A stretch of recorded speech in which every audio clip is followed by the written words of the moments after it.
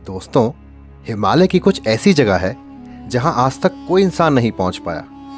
भगवान शंकर भी हिमालय पर ही निवास करते थे।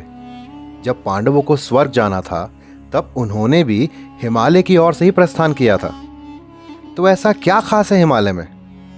आज हम आपको बताएंगे अपनी इस वीडियो में। ऐसा माना जाता है कि हिमालय में कई ऐसे गुप्त स्थान हैं जो बाहरी दुनिया में जाकर मिलते हैं, जिससे अक्सर दूसरी दुनिया के लोग हमारी दुनिया में प्रवेश करते हैं। लेकिन आज की कहानी बिल्कुल अलग है, और ये कहानी है एक साधु की। एक साधु जो दिखने में बिल्कुल हमारी तरह था, लेकिन उसके साथ कुछ ऐसा हुआ कि यह सुनकर आपको यकीन नहीं होगा। ये कहानी है संदीप नामक एक व्यक्ति की, जो कानपुर के एक छोटे से कस्बे में रहता था, जिसका छोटा सा एक परिवार था, जिसमें माता पिता और एक बड़ा भाई था। बचपन से ही थोड़ा शरारती, लेकिन दिल का बहुत अमीर। उनकी छोटी सी एक परचून की दुकान थी, जो संदीप के बड़े भाई साहब चलाते थे, और जिस पर अक्सर वो बैठ जाया करता था। अक्सर उसके गांव में बहुत सारे बाबा संत महात्मा आते रहते थे, जिनको वो अपनी दुकान से कुछ ना कुछ दे दिया करता था, और उसके लिए कोई पैसे भी नहीं लेता था। उसके इन्हीं अच्छे कर्मों के चलते भगवान की कृपा उस पर सदा बनी रहती थी। लेकिन एक बार उसकी जिंदगी में एक अलग मोड़ आया। दरअसल उसके भाई ने परचून की दुकान के लिए बैंक से लोन लिया था, जिसको वो समय पर नहीं चुका पाया, क्योंकि इतनी बिक्री ही नहीं थी, जिसकी वजह से पूरा परिवार हमेशा चिंता में रहता था। एक दिन वो अपनी दुकान में काफ़ी परेशान होकर बैठा हुआ था, तो एक साधु महात्मा दुकान के सामने से गुजरे। जैसे कि उसकी आदत थी, वो हमेशा अपने पास से साधु महात्माओं को कुछ ना कुछ देता था, और इस बार भी उसने कुछ ऐसा ही किया। लेकिन जब उसने साधु को देखा, तो वो बड़ा हैरान रह गया।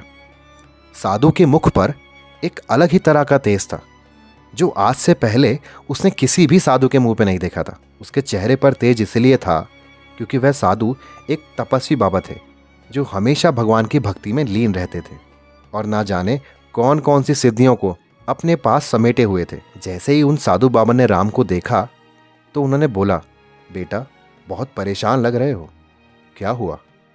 राम ने बोला, बाबा जी कुछ नहीं, बस ऐसे ही। अब साधु ठहरे तपस्वी, और सिद्धियां उनके पास ऐसी थी कि सामने वाले व्यक्ति की मन की बात जान ले।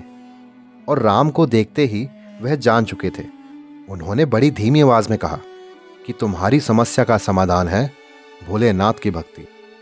और उन्होंने अपने झोले में से एक रुद्राक्ष माला निकाली और राम के कान में एक मंत्र बताया, और बोले कि रोज इसका जाप करना। राम उस साधु से बड़ा प्रभावित हुआ।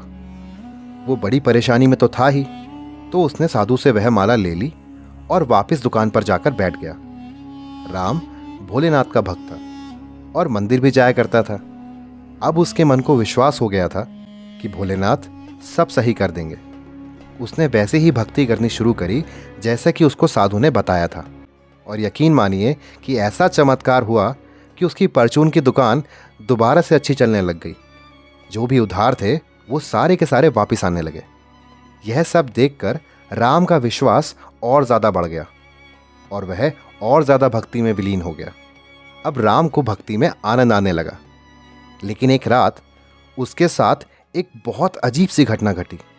सोते सोते सपने में उसको वही साधु दिखा, जो कि उसको अपनी दुकान के सामने मिला था।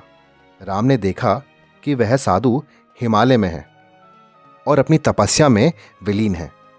लेकिन अगले दिन सुबह उठने के बाद राम का मन अभी भी सपने में था, और उसने ठान लिया था कि अब वह हिमालय जाएगा। इसके बाद एक दिन उसने थोड़ा सा खाने का सामान और एक कंबल लिया और हिमालय की ओर चल पड़ा। धीरे धीरे वह केदारनाथ की पहाड़ियों की तरफ जाने लगा। रास्ता थोड़ा कठिन था, लेकिन जिस पर भोलेनाथ की कृपा हो, उसका भला कोई क्या बिगाड़ सकता है। और उसने अब अपने मन में ठान लिया था कि हिमालय जाकर ही साधना करेगा। जैसे ही वह केदारनाथ की पहाड़ियों में पहुंचा, तो उसे वहां उन्हीं संत के दर्शन हुए जो उनको गांव में मिले थे।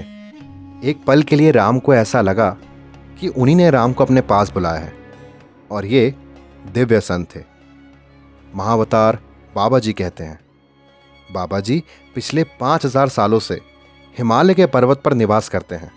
वह एक परम योगी हैं, जिन पर प्रकृति के नियमों का कोई प्रभाव नहीं है। वह सदैव युवा थे और युवा ही रहते हैं। वह हजारों सालों से हिमालय में वास कर रहे हैं, पर फिर भी उनकी आयु एक 25-26 साल के किसी नव युवक के बराबर लगती है। वह अदृश्य होकर कहीं भी प्रकट हो सकते हैं। वह बिना खाए जीवित रह सकते हैं। वह लोगों के बारे में हर बात जान सकते हैं। वह अपनी चमत्कारी शक्तियों से कुछ भी प्रकट कर सकते हैं इत्यादि। बाबा जी की शरण में आकर राम अपनी तपस्या में लीन हो गया और उसके बाद से ही उनका कोई भी संपर्क नहीं हो पाया है। दोस्तों, ये है हिमालय के योगी। अगर आपको ये वीडियो अच्छी लगी है तो इसको लाइक और सब्सक्राइब ज़रूर करिएगा। धन्यवाद।